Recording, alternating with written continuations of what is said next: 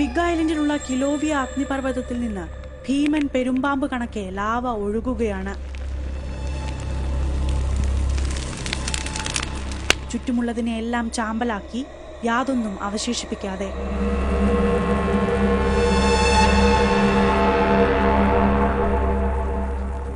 Lava ഒഴുകിയെടുക്കുന്നത് നിസ്സഹായതയോടെ കണ്ടു നിൽക്കുകയാണ് ഹവായിലെ ജനങ്ങൾ. ലാവ കടന്നു വരുമ്പോൾ കുളത്തിലെ വെള്ളം തിളച്ചുമറിഞ്ഞു. മലമുകളിൽ നിന്ന് റോഡിലേക്ക് കത്തുന്ന ദ്രാവകം ഒഴുകിയിറങ്ങി.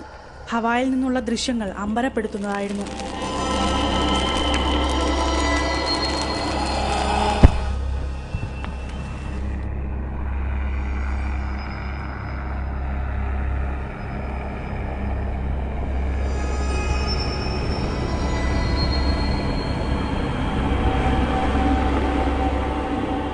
കത്തിജ്വലിച്ചു മുന്നേറിയ ലാവ സെമിത്തേരിയുടെ ഒരു ഭാഗവും താൽക്കാലിക ഷെഡുകളും തകർത്തു മുന്നേറി. പുൽത്തകിടിയും വഴിയിൽ കണ്ട ടയറുകളും മറ്റെന്തും ലാവയിൽ അലിഞ്ഞു തീർന്നു.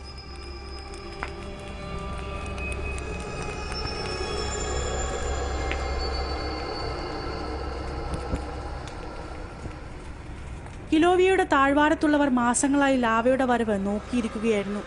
ഒടുവിൽ വാടകയ്ക്ക് താമസിച്ചിരുന്ന ഈ വീട് കത്തിയമരുന്നത് ഒരു കുടുംബം നിസ്സഹായരായി കണ്ടുനിന്നു.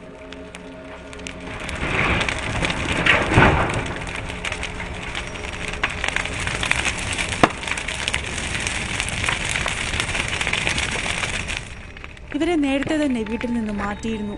മറ്റു വീടുകൾ നിരവധി കിലോമീറ്ററുകൾ അപ്പുറത്തായതിനാൽ അപകട ഭീഷണിയില്ലെന്ന് അധികൃതർ അറിയിച്ചിട്ടുണ്ട്. ഒറ്റപ്പെട്ട കെട്ടിടത്തിന് തീപിടിച്ചാൽ അത് അണയ്ക്കാൻ അഗ്നിശമന സേന ശ്രമിക്കാറില്ല.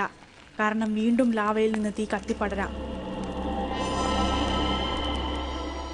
കാട്ടുതീയായി ആളിപ്പടരാതെ നോക്കുക മാത്രമാണ് പോംവഴി.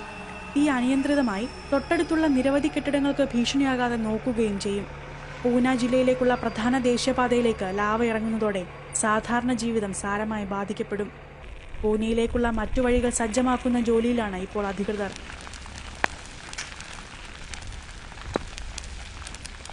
അഗ്നിപർവ്വതം പൊട്ടി 3 ഭാഗത്തു നിന്നാണ് ലാവ ഒഴുകി വരുന്നത്.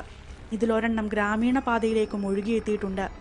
പഹോവ എന്ന ഗ്രാമത്തെ പൂർണ്ണമായും ലാവ നശിപ്പിച്ചേക്കുമെന്ന ആശങ്ക ശക്തമാണ്. 1000-ലധികം ആളുകൾ താമസിക്കുന്ന ഗ്രാമമാണ് പഹോവ. എല്ലാ വീട്ടിലും കയറിയിറങ്ങി വീടൊഴിയാനുള്ള നിർദ്ദേശം നൽകി വരികയാണ് അധികൃതർ. ലാവയിൽ കത്തി അമരുന്നത് മാത്രമല്ല ഭീഷണി. ലാവയിൽ നിന്നുള്ള പുകയും വാതകങ്ങളും നിരവധി ആരോഗ്യ പ്രശ്നങ്ങൾക്ക് കാരണമാകാമെന്നാണ് മുന്നറിയിപ്പ്.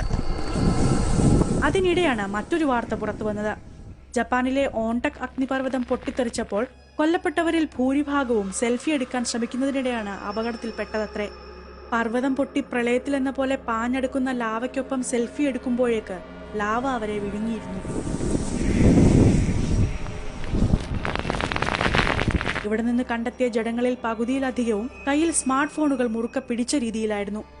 മരിച്ചവരുടെ മൊബൈൽ ഫോണിൽ നിന്ന് ലഭിച്ച ചിത്രങ്ങളിൽ നിന്നാണ് പൊട്ടിത്തെറിയുടെ ഭീകരത ലോകം അറിഞ്ഞത്.